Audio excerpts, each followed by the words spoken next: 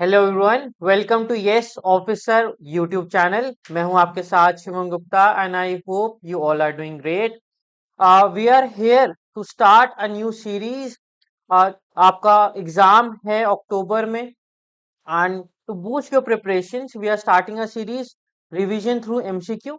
इसमें हम क्या करेंगे, जो भी हमारा सब्जेक्ट होगा उसके हम स्पेसिफिक मॉड्यूल्स के क्वेश्चंस को लेंगे and then will practice here. ठीक है, तो जो भी आपकी तैयारी है, आप खुद से पढ़ रहे हो या आप किसी से पढ़ रहे हो, आपको पता चल जाएगा कि यार मैं ठीक से तैयारी कर रहा हूँ नहीं कर रहा, मेरी प्रिपरेशंस कितनी हो रखी हैं, मेरे को किस लेवल की और प्रिपरेशन करनी है टू क्रैक द एग्जाम। तो चलो अपनी क्लास को स्टार्ट करते हैं। These questions are specific from unit 1 and 2 of module A. ठीक है, तो these are 20 questions, 10 questions from unit 1, 10 questions from unit 2. तो आज हम ये 20 क्वेश्चंस करेंगे। उसके बाद नेक्स्ट क्लास में will take up more units and more questions. चलो स्टार्ट करते हैं अपनी आज की class. Question number 1, bank X renders the service to pay regular electricity and telephone bills on behalf of Shivam, one of its customers. In this case, bank acts as। तो यहाँ पर हम क्या है, relationship between bank and customer की बात कर रहे हैं। तो मैं आपको 5-10 सेकंड देता हूँ, पहले आप अपनी शीट पे जहां पर भी आप लिख लो आपका आंसर क्या होगा and then will discuss the answer. तो लिख लिया आपने अपना आंसर, इसका आंसर होगा डी, एजेंट। जब भी एक पर्सन दूसरे पर्सन को अपनी अथॉरिटी डेलीगेट कर देता है, यानी कि वो दूसरे पर्सन को कहता है कि you can act on my behalf. ठीक है, सपोज ए है और बी है। जो पर्सन ए है, यहाँ पर्सन ए पर्सन बी को कहता है कि आप मेरे बिहाफ पर एक्ट कर सकते हो। तो यहाँ पर पर्सन ए जो है वो हमारा प्रिंसिपल होगा और पर्सन बी जो है वो एजेंट होगा। यहाँ पर आप पर्सन बी को एज बैंक समझ सकते हो। बैंक एज लेसी कब काम करता है या लेसर कब काम करता है? जब बैंक एक कस्टमर को लॉकर लीज पर देता है, यानी एक कस्टमर ने लॉकर को लिया है और उसके अगेंस्ट वो बैंक को रेंट दे पे कर रहा है, जो भी लॉकर चार्जेस हैं वो पे कर रहा है। तो इस केस में जो बैंक होता है वो लेसर होता है और जो कस्टमर होता है वो लेसी होता है। लेसर और लेसी का रिलेशनशिप जो है वो ट्रांसफर ऑफ प्रॉपर्टी एक्ट में डिफाइंड है। ठीक है, बेली कब बनता है बैंक? तो यहाँ पर लेसी कौन होगा? अगर आपके पास क्वेश्चन है तो लेसी कौन बनता है? कस्टमर बनता है। बेली जब भी बैंक के पास एक कस्टमर अपने वैल्यूएबल्स को डिपॉजिट करता है, तो लॉकर में उसने सर्टेन वैल्यूएबल्स रखे हैं, अपनी ज्वेलरी, अपने पेपर्स। तो अपनी वैल्यूएबल चीजें जो हैं वो बैंक के पास डिपॉजिट करी हैं। उस केस में जो बैंक है वो बेली प्लस ट्रस्टी की रिस्पॉन्सिबिलिटी ले लेता है। तो उस केस में बैंक क्या होता है? बैंक बेली होता है और कस्टमर जो होता है वो बेलर होता है। ये रिलेशनशिप कहाँ डिफाइंड है? इंडियन कॉन्ट्रैक्ट एक्ट में डिफाइंड है। Apart from bailee, bank also act as a trustee. ठीक है, question number 2, if the contents of a safe deposit locker are lost due to incidents of or fraud by a bank's employee, the bank's liability will be equivalent to। अगर मानो एक customer है, सीधा सीधा question क्या कह रहा है, एक कस्टमर है, उसने अपने लॉकर में वैल्यूएबल्स रखे, ज्वेलरी रखी, हो सकता है कोई पेपर्स रखे, शेयर सर्टिफिकेट्स रखे। तो उसका जो सामान था वो चोरी हो गया उस लॉकर से। ठीक है, बैंक की नेग्लिजेंस की वजह से चोरी हो गया। तब बैंक कस्टमर को कितना पे करेगा? This is the question. ठीक है, गिव यू 5-10 सेकेंड्स। आप बताओ क्या होगा इसका answer. Will B answer A 10 times करेगा, 50 टाइम्स करेगा, या 100 टाइम्स करेगा, या 200 टाइम्स करेगा? Answer will B 100 times. जो बैंक होगा वो लॉकर चार्जेस का 100 टाइम्स पे करेगा टू द कस्टमर। ठीक है, यहाँ पर रिलेशनशिप क्या होगा? यहाँ पर लेसर और लेसी का होगा। ठीक है, जिसकी अभी हमने क्वेश्चन नंबर 1 में बात करी थी। यहाँ पर होगा रिलेशनशिप लेसर और लेसी का, और बैंक कितना पे करेगा? 100 times of the locker charge. अगर मानो लॉकर जो है के लिए 5,000 रुपीज देता है पर मंथ, तो बैंक कितना पे करेगा इसको? 5 लाख तक पे करेगा। ठीक है। Question number 3, which of the following is the principal function of banks? Lending, accepting deposit, investing, trading and manufacturing। तो आपके जो एग्जाम में टाइप्स ऑफ क्वेश्चन आते हैं वो हो सकता है डायरेक्ट हो, जैसा हमने इस क्वेश्चन में करा, हो सकता है वो केस स्टडी बेस्ड हो, आपको एक सिचुएशन दे दी कि बैंक ऐसे सर्विस प्रोवाइड करता है तो एप्लीकेशन बेस्ड हो गया, हो सकता है ऐसे स्टेटमेंट बेस्ड हो। तो ऐसे क्वेश्चंस आपको एग्जाम में मिलेंगे। Of course for different marks 0.5 होगा, 1 होगा, 2 होगा, तो अलग अलग मार्क्स के लिए आपको क्वेश्चन मिलेंगे। तो इसका आंसर अब तक आपने लिख लिया होगा अपने पास। तो इसका आंसर होगा लेंडिंग, एक्सेप्टिंग डिपॉजिट, इन्वेस्टिंग। ये तीन फंक्शंस होते हैं बैंक के। तो 1 2 3 कहाँ दिख रहा है? डी में दिख रहा है। तो D will be the correct answer. अगर किसी एक इंस्टीट्यूट को आपको कहने की बैंक है, कोई कंपनी है, आपको कहना है कि this company is a banking company, तब उसकी कुछ रिक्वायरमेंट्स होती हैं। बैंकिंग रेगुलेशन एक्ट जो है वो डिफाइन करता है कि बैंकिंग क्या होती है और बैंकिंग कंपनी क्या होती है। In order to be called as a bank, दो तीन चीजें सेटिस्फाई करनी पड़ती हैं। नंबर 1, डिपॉजिट लोगे आप, और डिपॉजिट किससे लोगे? पब्लिक से लोगे। नंबर 2, जो भी डिपॉजिट्स आप ले रहे हो they should be for the purpose of lending और इन्वेस्टिंग। तो या तो आप उसको लेंड करोगे या आप उसको इन्वेस्ट करोगे। अगर किसी और पर्पस के लिए आप एक्सेप्ट करते हो उस डिपॉजिट को, तब आप बैंक नहीं कहला सकते। ठीक है। या अगर आपने ट्रेडिंग के लिए करा, मैन्युफैक्चरिंग के लिए करा, तब आपको हम बैंक नहीं बोलेंगे। नंबर 3, आप उस डिपॉजिट को रीपे करोगे। The deposit is repayable either on demand और अदरवाइज। जैसे टाइम डिपॉजिट होते हैं, फिक्स आपने एफडी करी तो एक सर्टेन टाइम के बाद बैंक आपको पैसा देगा, पर इट विल बी रीपेबल। और जो परमिटेड मोड्स होते हैं आप उनको यूज कर सकते हो, जैसे चेक, ड्राफ्ट, कोई भी इलेक्ट्रॉनिक रेमिटेंस मोड आप उसको यूज कर सकते हो और उससे ड्रॉ कर सकते हो अपने पैसे को। तो in order to be called as a bank, ये तीन चीजें सेटिस्फाई होनी चाहिए। Number 1, you should accept deposit from public. Number 2, the acceptance must be for the purpose of lending और इन्वेस्टिंग।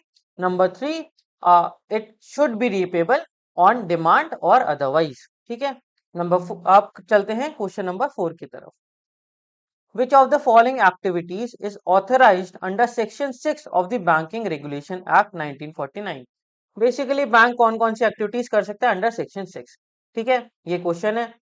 गिविंग यू 5 10 सेकेंड्स, सोचो, बताओ, आंसर अपना लिख लो। ठीक है। ये ऐसे क्वेश्चन जनरली 0.5 मार्क्स ले आते हैं, मैं पहले ही बताता हूँ। कंडक्टिंग फॉरेन एक्सचेंज ट्रांजेक्शन क्या कर सकता है? बिल्कुल परमिटेड होता है, कर सकता है। Issuing letter of credit and guarantees, yes. Remittance is yes. तो करेक्ट आंसर क्या होगा? All of the above will be the correct answer. इसके अलावा भी सेक्शन 6 कुछ और एक्टिविटीज ऑथराइज करता है बैंक को, जैसे कि collection of cheque, discounting of bills. तो और भी चीजें ऑथराइज करता है, सिर्फ यही नहीं होती। और अब जो बैंक है, सेक्शन 6 में जितनी एक्टिविटीज लिखी है उसके अलावा भी कुछ एक्टिविटीज को बैंक अंडरटेक कर सकता है, जैसे वेल्थ मैनेजमेंट सर्विस प्रोवाइड करना, डीमैट अकाउंट खोलना, या फिर थर्ड पार्टी प्रोडक्ट्स को सेल करना, म्यूचुअल फंड्स वगैरह। तो बैंक जो है उसमें भी इंडल्ज हो सकता है। ठीक है। Let's move on to question number 5। Which bank service is used when a party wants to control the use of funds received in an account in the name of another party? Will it be A, B, C or D? जल्दी बताओ। लिख लिया? सोच लिया क्या होगा? तो answer will be C, escrow account. Escrow account basically एक थर्ड पार्टी अकाउंट होता है जिससे आप विड्रॉ कर सकते हो। जब कुछ कंडीशंस, पर्टिकुलर कंडीशंस मीट होंगी, तब आपको अलाउ करेगा बैंक कि आप विड्रॉ कर सकते हो अमाउंट को। ठीक है। तो दो पार्टीज हैं, दो पार्टीज ने मिलकर एक एस्क्रो अकाउंट खुलवाया बैंक के साथ। तो this is a third party account. Bank कब विड्रॉ करने देगा ए को या बी को? जब कुछ कंडीशन जो हैं वो फुलफिल हो जाएंगी, तभी आप विड्रॉ कर सकते हो। Question number 6, what is the primary difference between a credit card and a charge card? ऐसे क्वेश्चन जनरली 1 मार्क में पूछ लेता है। ठीक है।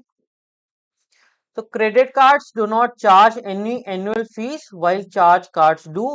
क्रेडिट कार्ड्स क्या चार्ज नहीं करते? क्रेडिट कार्ड्स भी चार्ज करते हैं। कुछ क्रेडिट कार्ड फ्री होते हैं, और कुछ क्रेडिट कार्ड्स के लिए आपको ज्वाइनिंग फीस और एनुअल फीस पे करनी पड़ती है, ठीक है। तो ये स्टेटमेंट तो गलत हो गई। Charge cards require the full payment of the outstanding amount while credit card allow partial payments. This is the correct answer. जो चार्ज कार्ड होते हैं they are similar to credit card. उसमें आपकी कोई स्पेंडिंग लिमिट डिफाइंड नहीं होती है। जो भी कस्टमर का हिस्ट्री होती है उसके हिसाब से चार्ज कार्ड में आपकी स्पेंडिंग लिमिट को दी जाती है। पर चार्ज कार्ड जो होता है वो आपको फुल में पे करना पड़ता है। क्रेडिट कार्ड में तो आपके पास ऑप्शन होता है कि आप मिनिमम ड्यू भी पे कर सकते हो, पर चार्ज कार्ड में आपके पास ऐसा कोई ऑप्शन नहीं होता। ऑप्शन सी क्या कहता है? No late fees is charge in charge card while credit card do so. Late fees अगर होगी तो चार्ज होती है चार्ज कार्ड के अंदर भी। अगर आपने टाइमली पेमेंट नहीं करी, यूजुअली 1 महीने का टाइम दिया जाता है चार्ज कार्ड में। कुछ ही बैंक्स हैं जो इशू करते हैं इसको। पर अगर आप लेट होते हो तो आपको एक फीस देनी पड़ती है। तो इसके लिए कौन सा आंसर ठीक हुआ हमारा? ऑप्शन कौन सा ठीक हुआ? Option B. Question number 7, what is the primary role of a merchant banker in the financial market? तो इसके लिए आपको यह पता होना चाहिए कि मर्चेंट बैंकर होता कौन है।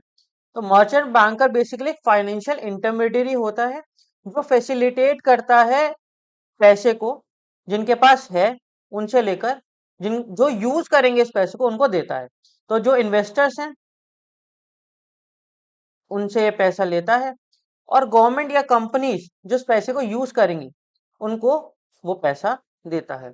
मर्चेंट बैंकर्स जो होते हैं वो जनरली आपके आईपीओज में, एफपीओज में, इनिशियल पब्लिक ऑफरिंग एफपीओज में और प्राइवेट प्लेसमेंट्स में हेल्प करते हैं। अगर आप पब्लिक लिस्टेड कंपनी है, इसका आईपीओ निकलना है, उसमें हेल्प करेंगे। प्राइवेट कंपनी है तो प्राइवेट प्लेसमेंट्स होती हैं जिससे वो डेट और इक्विटी रेज करते हैं, उसमें हेल्प करता है मर्चेंट बैंकर।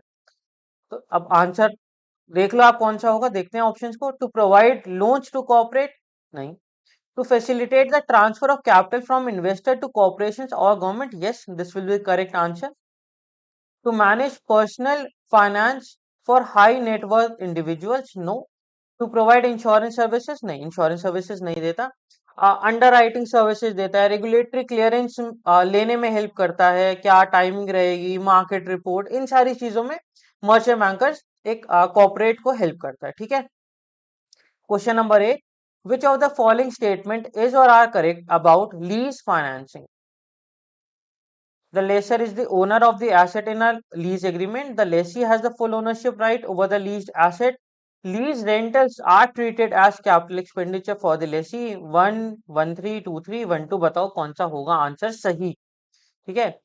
ऐसे 1 मार्कर में, और अगर इसमें थोड़ी सी एक दो स्टेटमेंट और ऐड कर देते तो 2 मार्कर्स में ऐसे क्वेश्चन को पूछ लेता है, ठीक है। लीज फाइनेंसिंग होती क्या है? बेसिकली जो कैपिटल गुड्स होते हैं इनको एक पर्सन ओ करता है, ठीक है। एक इंस्टीट्यूशन, एक पर्सन ओ करता है, यानी कि ये इन कैपिटल गुड्स का ओनर है। ये क्या करता है? ये एक दूसरे पर्सन को या एक इंस्टीट्यूशन को मंथली रेंट के अगेंस्ट दे देता है कि आप ये कैपिटल गुड्स को यूज करो और आप मेरे को उसके अगेंस्ट जो है मंथली पेमेंट्स करते रहो, ठीक है। लीज चार्जेस होते हैं, मंथली रेंट्स आप इसको कह सकते हो। तो मंथली भी हो सकता है, एनुअली भी हो सकता है। लीज चार्जेस बेसिकली आप मेरे को पे करोगे, ठीक है। तो ओनर कौन होगा? जो देता है अपने गुड्स को उसको कहते हैं लेसर, और जिसको मिल रहे हैं गुड्स टू यूज, ठीक है, जो बेसिकली आपके रेंट्स दे रहा है उसको यूज करने के लिए, लीज चार्ज दे रहा है, उसको कहते हैं लेसी, ठीक है। तो यहाँ पर प्रॉपर्टी जो है यूज करने के लिए किसको मिल गई है? लेसी को, ठीक है। बट क्या ओनरशिप चेंज हो जाएगी उससे? नहीं, ओनरशिप चेंज नहीं होगी। अज्यूम करें आपके पास एक मशीनरी है, आपके फ्रेंड आके कहते हैं कि आप मेरे को मशीनरी को यूज करने दो, तो मैं आपको इसके अगेंस्ट 2000 रुपीज कॉमन दे दूंगा। आप कहते हो ठीक है यूज कर लो, तो क्या आपका फ्रेंड ओनर बन जाएगा उस मशीन का? नहीं बनेगा, ओनर आप ही रहोगे। तो lessor is the owner of assets in a lease agreement, yes this is the correct option statement. The lessee has full ownership rights, no.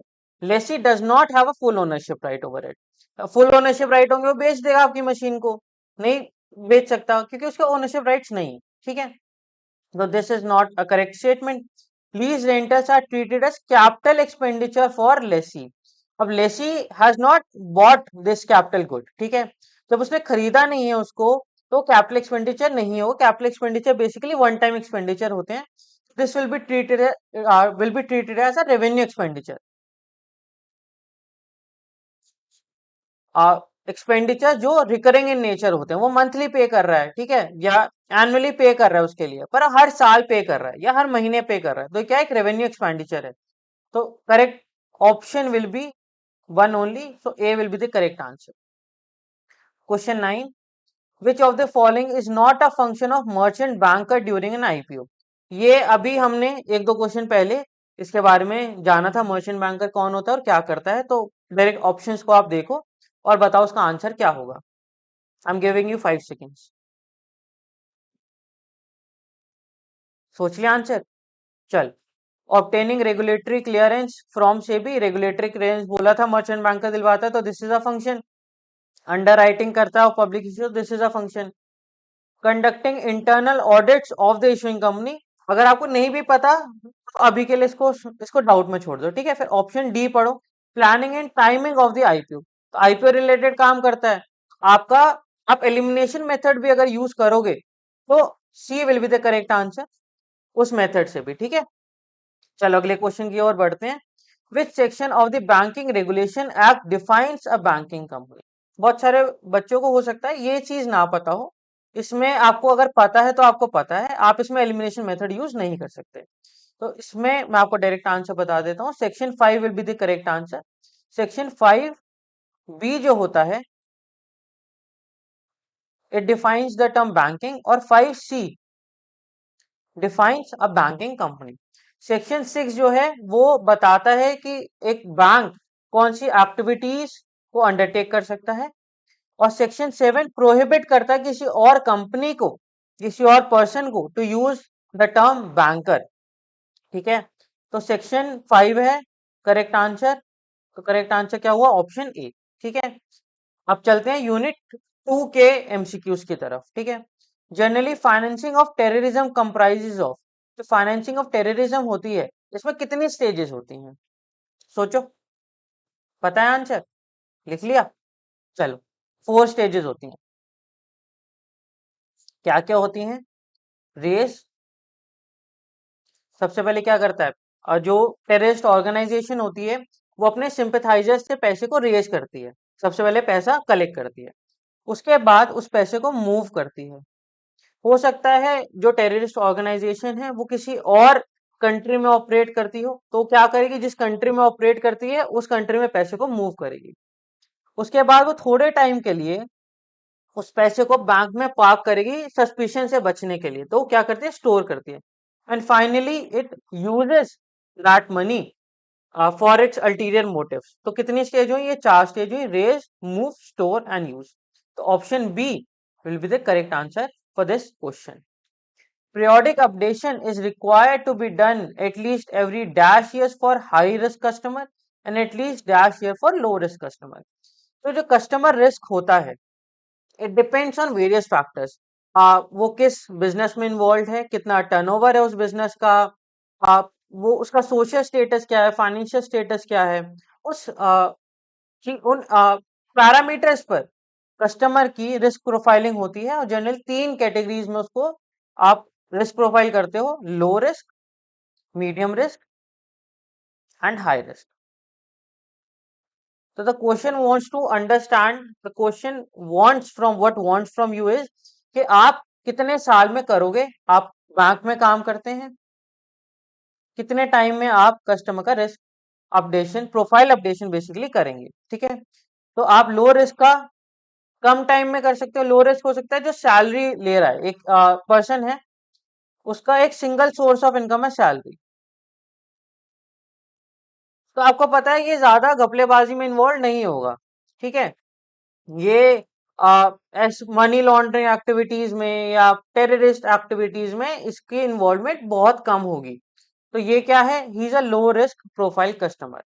Medium risk और हाई रिस्क बेसिकली ऐसे लोग जो कैश इंटेंसिव बिजनेस में involve हैं। आप ऐसे समझ लो, जैसे एक पर्सन है, person A, is a jeweller या इसका पेट्रोल पंप है और काफी कैश इंटेंसिव इसका बिजनेस है। इसको हम क्या कहेंगे, इसको हम मीडियम या हाई रिस्क कैटेगरी में रखेंगे। तो जो लो रिस्क कस्टमर होते हैं उनका पीरियोडिक अपडेशन होता है 10 साल में और हाई रिस्क का होता है 2 साल, मीडियम का 8 में होता है। तो A C will be the correct answer for this question. Politically expose person जो होते हैं उनको भी आप हाई रिस्क में रखते हो। पॉलिटिकली एक्सपोज पर्सन कौन होते हैं? पीईपीस कहते हैं इनको। पॉलिटिकली एक्सपोज पर्सन वो पर्सन होते हैं वो are interested with some public function, जहां पर ब्राइब का या करप्शन का एलिमेंट जो है वो थोड़ा ज्यादा हो सकता है। ठीक है, तो person who is interested with a public function is known as politically expose person. इनको भी आप हाई रिस्क में रखते हैं। Question number 13.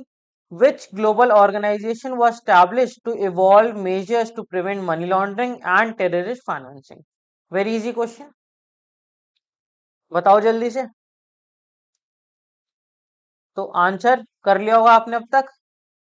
Financial action task force is the global organization जिसको हमने एस्टैब्लिश करा था कि मनी लॉन्ड्रिंग को प्रिवेंट कर पाए। ये गाइडलाइंस देती है which serve anti money laundering guidelines and to combat financial terrorism.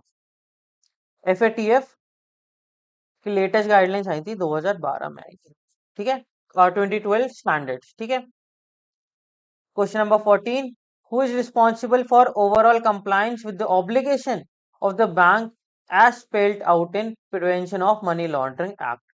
तो बेसिकली बैंक के ओवरऑल कंप्लायंस के लिए कौन रिस्पॉन्सिबल होगा कि prevention of money laundering act जो है और prevention of money laundering rules जो हैं उनके साथ बैंक ने कंप्लाई करा है। तो इसके लिए आप किसको अप्रोच करोगे, किस पर्सन को आप अकाउंटेबल रखोगे? ठीक है, will it be designated director, principal officer, AML officer और ब्रांच मैनेजर? बताओ कौन होगा। चलो चलो शाबाश, पता है तुम लोगों को। 1 महीने बाद एग्जाम है अब, लगभग 1.5 महीने बाद। तो correct answer will be A, designated director. Designated director होता कौन है? He is a managing director या फिर एक whole time director of a bank, अगर रेगुलेटेड एंटिटी जो है वो बैंक है। अगर पार्टनरशिप है तो जो भी मैनेजिंग पार्टनर होगा, प्रोप्राइटरशिप कंसर्न है तो प्रोप्राइटर, अगर ट्रस्टी है तो managing trustee.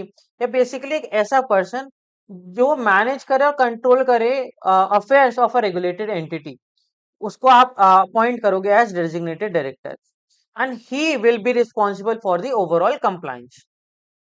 Question number 15. What is the primary role of correspondent banking relationship? Correspondent bank होता कौन है या कॉरेस्पॉन्डेंट बैंकिंग रिलेशनशिप क्या होता है? इसमें एक बैंक होल्ड करता है deposits on behalf of another bank. तो जो डिपॉजिट होल्ड करता है उसको बोलते हैं कॉरेस्पॉन्डेंट बैंक, और जिसके बिहाफ पर डिपॉजिट्स को होल्ड करा गया है उसको बोलते हैं रिस्पॉन्डेंट। तो जो रिस्पॉन्डेंट बैंक्स होते हैं उनको, उनके बिहाफ पर कॉरेस्पॉन्डेंट बैंक जो है डिपॉजिट्स को होल्ड करते हैं। कॉरेस्पॉन्डेंट बैंक जो होते हैं they are important with respect to international trade, tourism, international travel. इसमें जो कॉरेस्पॉन्डेंट बैंक होते हैं they play a important role, पर इनकी भी कोई इनहेरेंट रिस्क इन्वॉल्व होते हैं। इसलिए जो रिस्पॉन्डेंट बैंक्स होते हैं दे have to follow certain norms, they have to follow certain guidelines। चलो अब ऑप्शन देखते हैं कौन सा सही होगा। To provide loan to respondent bank, नहीं, लोन नहीं देते। To hold deposit and provide payment and other service to respondent bank, yes, this will be the correct answer. To offer insurance service नहीं करते। To act as intermediate for stock trading नहीं करते। तो B will be the correct answer for this question. Question number 16. What is the time frame within which banks must report any suspicious transactions noticed by them to FIUIND, Financial Intelligence Unit India? ठीक है, कितने time में करना पड़ता है? तो 7 days में करना पड़ता है। अगर हम AML फ्रेमवर्क की बात करें इंडिया में तो हमारे पास चार चीजें हैं। FIU India, number one. Number two ED, number three special courts, and number four regulators. जो FIU IND है, it has supervisory powers over regulated entities. ये फाइनेंशियल डेटा जो है वो कलेक्ट करती है बैंक से और फाइनेंशियल इंस्टीट्यूशन से, ठीक है। तो सुपरवाइजरी पावर अगर पूछे आपसे एग्जाम में किसके पास होती है, तो FIU IND के पास होती है। प्रोसिक्यूटिंग पावर किस, इन्वेस्टिगेट कौन करता है, ED करता है। फिर वो उनका ट्रायल कहाँ पर चलता है, एडजुडिकेटिंग अथॉरिटी किसके पास होती है, वो होती है स्पेशल कोर्ट्स के पास, ठीक है। तो ED जो है वो ट्रैक करता है, प्रोसिक्यूट करता है और स्पेशल कोर्ट्स में फिर उन केसेस को भेजता है। स्पेशल कोर्ट जो है उसको एडजुडिकेट करते हैं। तो एडजुडिकेटिंग अथॉरिटी कौन हुआ, स्पेशल कोर्ट्स हुए। तो इसका आंसर होगा 7 days। Question number 17, according to section 4 of the PMLA, what is the minimum imprisonment term for a money laundering offence.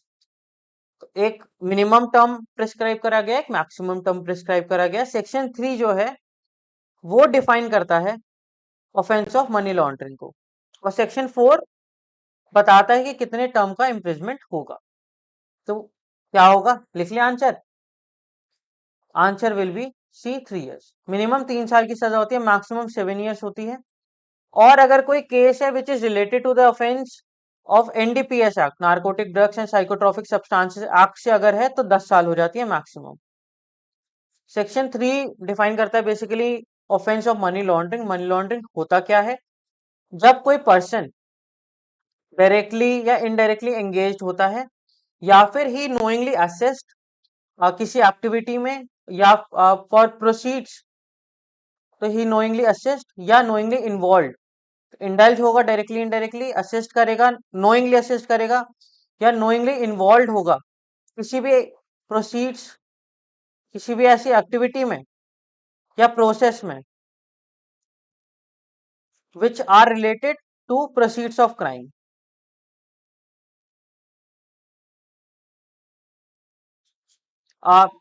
कैसी एक्टिविटी हो सकता है कंसील कर रहा है, या पोजेशन है, कंसीलमेंट है, या यूज कर रहा है, और क्लेम कर रहा है कि this is unattended property sir, ये तो बिल्कुल साफ सुथरी है, वाइट का पैसा है मेरा।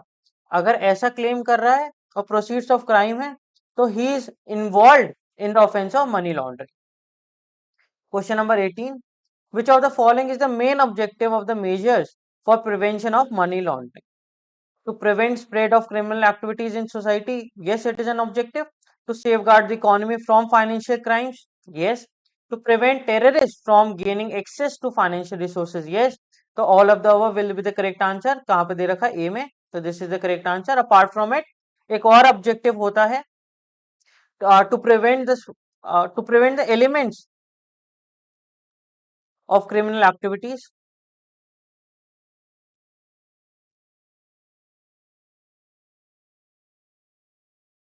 From using the financial system और the economy of this country, ठीक है। ये एक और ऑब्जेक्टिव होता है, तो इसका आंसर क्या होगा, A, all of the above.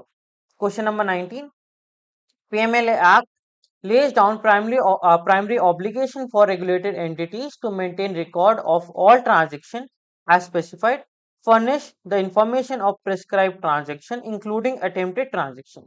तो इन रिकॉर्ड को आप कितने टाइम तक के लिए प्रिजर्व करोगे, basically this is the question. बताओ, पता आंसर। अच्छा, इस चीज का ध्यान रखना, निगेटिव मार्किंग नहीं होती है, तो आंसर जरूर लिख कर आना, ठीक है। पता है नहीं पता है, मार्क जरूर करना है। 25% चांस तो है कि ठीक हो जाएगा। इसका आंसर क्या होगा, C होगा। 5 years के लिए करता है, from the date of transaction. Identity को भी प्रिजर्व करता है। PMLA कहते हैं कि आपका जो कस्टमर है या बेनिफिशियल ओनर है, उसकी आइडेंटिटी को भी आपको कितने टाइम तक के लिए प्रिजर्व करना होता है, 5 साल के लिए करना पड़ता है। यहाँ पर फ्रॉम डेट ऑफ ट्रांजेक्शन होता है, वहां पर होता है from the end of relationship. तो जब एक कस्टमर है आपका बैंक का, उसने आपके बैंक के साथ अपने टाइज जो हैं वो एंड कर दिए हैं, तो उसकी आइडेंटिटी को आप कितने टाइम तक के लिए रखोगे, उसको भी आप 5 years तक के लिए रखोगे। इस चीज को भी ध्यान रखना। Question number 20, last question for today's class. What is the maximum monetary penalty that the director of FIU can impose per violation under PMLA Act? तो जो हमारा डायरेक्टर होता है FIU का, वो हो सकता है कि आपको एक रिटन वार्निंग दे दे, या हो सकता है आपको बोले कि आप एक स्पेसिफिक रेमेडियल मेजर है उसको आप ऑप्ट करें, या फिर आप पे मॉनेटरी पेनल्टी जो है वो इम्पोज कर सकता है। मिनिमम होती है 10,000, मैक्सिमम बताओ उसमें से क्या होती है। लिख लिया आंसर? अब तो लिख लिया होगा। सी, 1 लाख। ठीक है, मिनिमम 10,000 और मैक्सिमम कितनी होती है? 1 लाख। ये पर वॉयलेशन होती है, इस चीज का ध्यान रखना। ठीक है, तो thank you for joining us in this class. I hope you will found this class useful. अगर आप हमसे जुड़ना चाहते हैं तो आप हमारे टेलीग्राम ग्रुप चैनल है यस ऑफिसर JIB CIB, आप उस पर जुड़ सकते हैं। वेबसाइट हमारी है www.yesofficer.com JIB। यहाँ पर आपको फ्री फाउंडेशन क्लासेस भी मिल जाएंगी, कुछ मॉक्स हैं वो फ्री हैं, टॉपिक टेस्ट फ्री हैं, तो आप जाओ उसको अटेम्प्ट करो। ठीक है, मिलते हैं दोबारा इसी क्लास में। तब तक के लिए बाय बाय, टेक केयर, और अपनी प्रिपरेशन अच्छे से करना।